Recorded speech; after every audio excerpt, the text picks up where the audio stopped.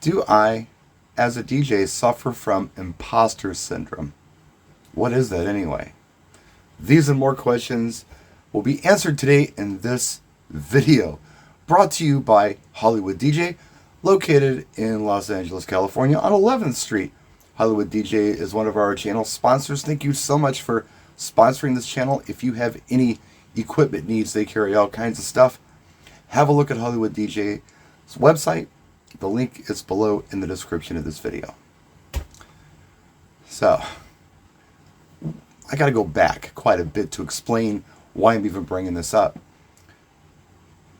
Long story short, I'm watching a TV show, and in the show, somebody has to go in to their boss to get an evaluation, and the boss had one question for this person who was kind of full of themselves.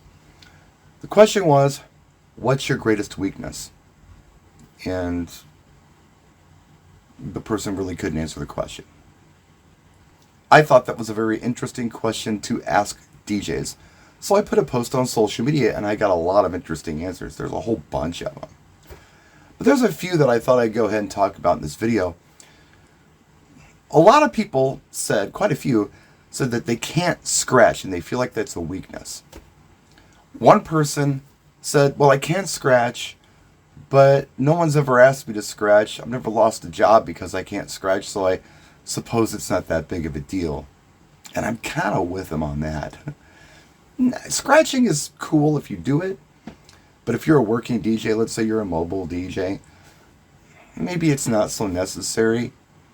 This is 2024, and this is my 40th year as a professional DJ. I know that sounds outrageous, but it's true. I'm kind of having a hard time saying it myself. It just doesn't sound right, but it is. I started at 13, and I'll be 53 this year. No one has ever said, hey, we'd love to hire you, but do you scratch? Don't know that it's a marketable skill in my world. Even in the club world, I think a lot of club DJs, they wanted to be able to blend in things, but to be able to do a scratch routine, it's cool to do it, but I don't know that we could think of this as a weakness if you can't. And I think anyone could probably learn how to scratch if they took the time to learn it. It's a skill.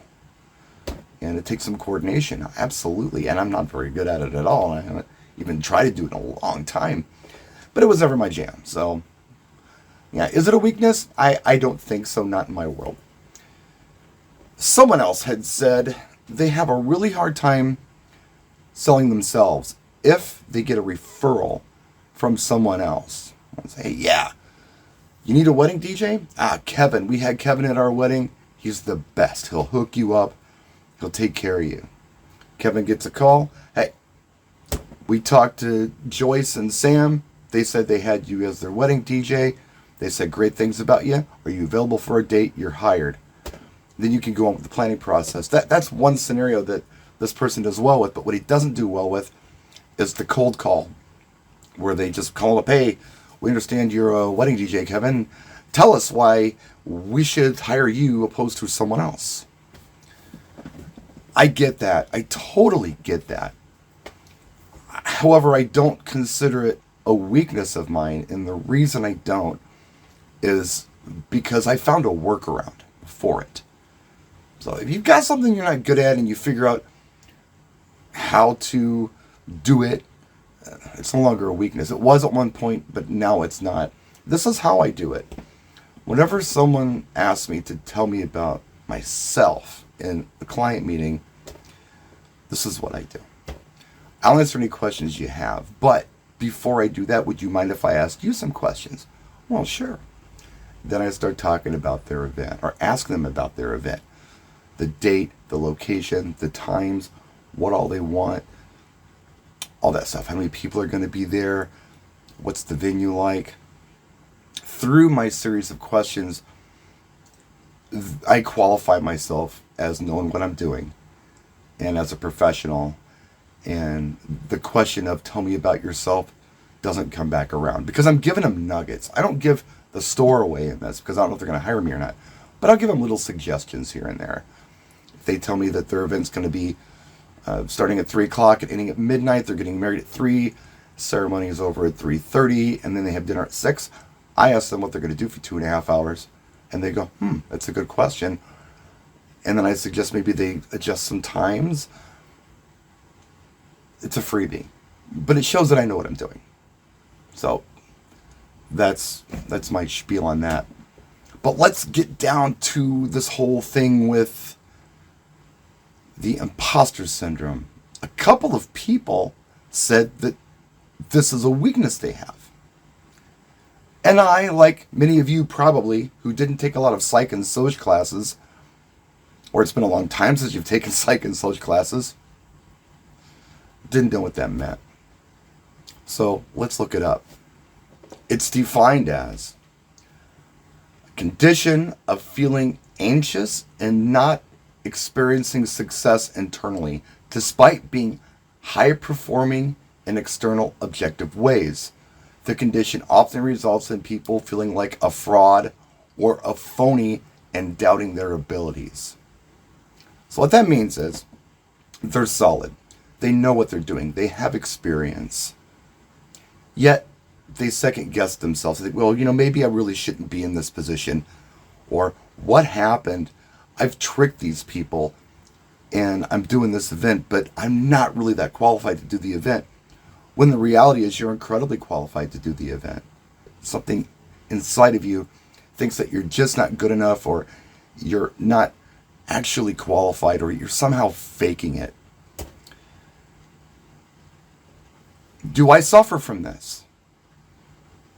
No, I don't. I feel like I know who I am as a DJ. I feel like I know what my strengths and weaknesses are. And let's just talk about some of those right now. I'll tell you what I feel like my weaknesses are. One, besides my physical stuff, besides that, one thing is that I'm non-competitive to a fault. And I don't care what other DJs think of me. In a way that's good, in a way it probably hurts me. If there's a job out there, and I know I can do it, but there's other DJs who are just really aggressive about it, and they want to get in there. And for some reason in my brain, I think to myself, you know what? If they want it bad enough, just do it. Just go do it. I don't want to fight you for it. Just do it. I'm that chill about it. And that's to a fault. And that would be the fault. On the upside of being non-competitive and not really caring what anybody thinks, I'm not second guessing myself, and I'm being myself as an artist. I'm not trying to change for other people. I'm always trying to improve, but I'm not trying to be something I'm not. I'm comfortable in my own skin. I'm comfortable with who I am as an artist, and there's always room for improvement, so I'm always striving for that. I am not very good at telling people what they want to hear. In videos, in client meetings, at a gig, when people ask for a song, all of the above. I'm really good at telling people what I think they need to hear, which can be harsh sometimes. I don't always have kid gloves on with folks. And that, I think, is a cool personality trait. I sleep good at night because I'm not lying to anybody. But at the same time, I can be harsh. And there are times when there's criticism that I want to give people, but I hold back because I don't think they can handle my criticism. So I don't say anything at all because I can't lie to them. Again, this could be a strength. It could be a weakness. And sometimes it is definitely a weakness. There are times when I feel like I can fix stuff that I didn't break. Any situation that comes up, any event, any weird instructions from a client, I feel like I can make these things work even if they're unworkable. And I take it upon myself that they didn't work. Oh, there was this one thing I could have done to make it work. Maybe if I would have done this or this or this or this. When really I've done my absolute best, everything in my ability to make an all Slayer wedding work. It didn't work. I've tried. I tried to tell them this wasn't going to work. I tried to sway off the playlist and they made me go back on it. And I'm thinking, oh, what could I have said? What could I have done? No, this was sabotaged. I couldn't save them from themselves. I couldn't save this event. No matter what I did, it was doomed. But I still take it upon myself as I have failed. I did something wrong. I wasn't able to come up with this magical fix. But the good news is that I do go back and I think things out and I'm reasonable with myself. Sometimes it takes time. It's stressful at first, though. I'll come back from a gig with stress. Oh, I couldn't make the situation work. I tried. What could I have done? And then a couple days later, oh, well, hold on a minute. It wasn't your fault. You did everything you could do. Relax. That's the good news. I don't carry the stress forever, but I do carry it initially, and I do consider that a weakness. So, now that we've gotten that out of the way, I wanted to talk about the opposite of imposter syndrome, because there is an opposite. Am I the opposite of imposter syndrome? No, I'm not. Let me tell you what it is. It's crazy. The opposite of imposter syndrome, according to Google, is something called Dunning-Kruger effect. Essentially, this happens when you're bursting with confidence, yet your skills don't quite match up with how great you think you are. Is there anybody you're thinking about right now? I'm thinking of some people right now. Some DJs, some people just out there, civilians. Yeah, sure. There are a lot of people who have what I call delusions of grandeur. They think they're amazing, but maybe they're not as great as they think they are. It doesn't mean they have no talent or they have no potential. It just seems like they feel like that they've reached the mountaintop and they're the bomb. But anybody who has actually put in the work and has the aptitude for this can look at this and say, you know, you're maybe not as great as you think you are.